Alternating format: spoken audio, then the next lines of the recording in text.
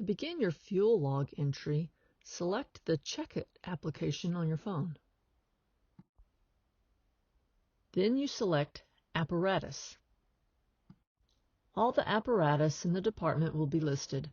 Scroll down until you find the one that applies to you.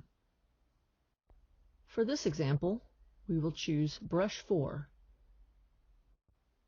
Then you select Fuel Log.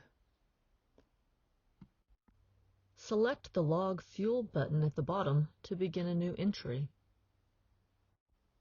You will need to enter the information in the highlighted sections. Enter the mileage, the number of gallons filled, the total amount paid, and the fuel type. When you're done, click Done. Let's look at this worked example to enter in a fuel log for tender 4.